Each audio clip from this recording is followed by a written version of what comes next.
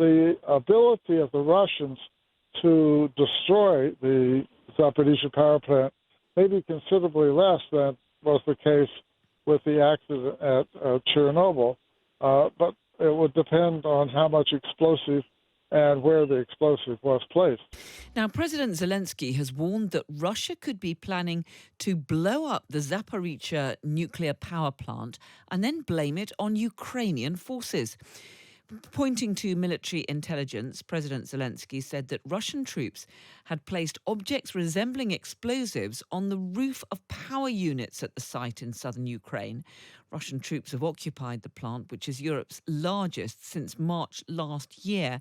Well, William Courtney is a former special assistant to the US president for Russia, Ukraine and Eurasia, and also a former US ambassador to both Kazakhstan and Georgia. And he joins us now. William, good evening to you. Hi, Carol. Really good to have you with us. Quite unusual, isn't it, for a president to openly warn in advance that he fears that Russia could be perhaps trying to blow up this Zaporizhzhia nuclear power plant? Well, you'll recall at the beginning of this war in February 2022, the U.S. publicly warned that Russia was going to use deceptive operations, including false flag attacks, in invading Ukraine. So it turned out then that saying this publicly in advance seemed to cause the Russians to pull back in a couple of the things they're doing. So I think what President Zelensky is doing is what the U.S. and the West and Ukraine have done successfully earlier in the war, which is to make it more difficult for Russia to convince people of a lie. Yeah, President Zelensky is also reported to have said that he's spoken to President Macron of France about this, and that they are working with the International Atomic Energy Agency to keep the situation under maximum control. But given that you've got Russian forces in control of this nuclear power plant, and they seem to be restricting access even to those international inspectors, it is potentially a very dangerous situation, isn't it? It is potentially dangerous because of the point that you make about restrictive access. It's also useful to bear in mind that Russia has shown no reluctance to cause other large public infrastructure projects in Ukraine to be destroyed. Most notably, recently, the Kakhovka Dam on the Dnipro River, the last dam down the river, the Russians blew up part of that dam, causing destruction downstream on both sides of the river and depriving uses upstream, including water that goes to cool the Zaporizhzhia nuclear power plant. So Russia has shown this irresponsible attitude before, and that's another reason to be concerned that it might try it again. Yeah, and Russia seems to be trying to counter these warnings from President Zelensky with Dmitry Peskov, who is the Kremlin spokesman, saying that the situation at the plant is tense and accusing Ukraine of plotting an act of sabotage that would have catastrophic consequences.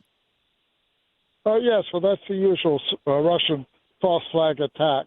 But as I mentioned, successfully in the war now for over a year, Ukraine and the West have broadcast in advance information, sometimes gathered through intelligence, about what Russia was planning to do. And in some cases, this seems to have caused Russia to pull back because the Russians felt that they probably couldn't convince many people that Ukraine was responsible rather than they. So this is a very smart move by President Zelensky. Yeah, and the IAEA, the International Atomic Energy Authority, is asking for additional access to the plant. Clearly, there is a huge amount of concern, though, isn't it? And we're hearing that emergency services in Ukraine are actually already gearing up in case there is some sort of explosion. Oh, yes.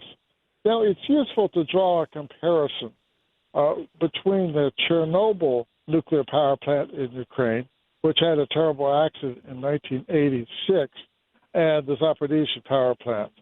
The reactors at Chernobyl were of an unstable kind called RBMK. The reactors at Zaporizhzhia are a much better, more stable reactor called VVER. They're both based on Russian technology, but VVER is more modern technology.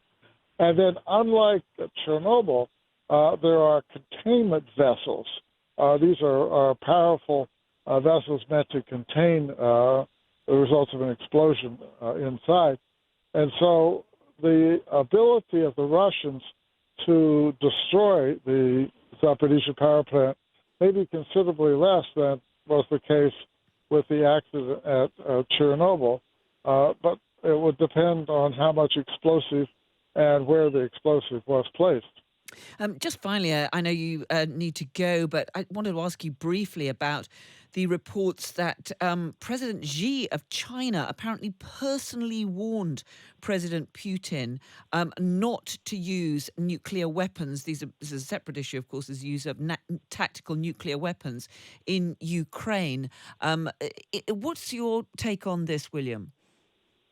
This is not the first time.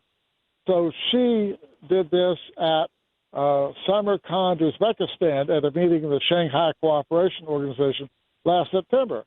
And also, Narendra Modi issued a similar warning at that meeting. And then subsequently to that, Wang Yi, the top foreign policy official for the Chinese, at the Munich Security Conference in February, he also reiterated the same point. And then in the Chinese peace plan for Ukraine, one of the main points there is not to use nuclear weapons. So this has been a consistent Chinese position, and I think the Chinese are concerned that if Russia were to go too far and China was not seen to be helpful, that this could make it more difficult for Chinese relations with Europe. William Courtney, former special assistant to the US president, really good to speak to you. Thank you very much indeed for joining us. You're welcome.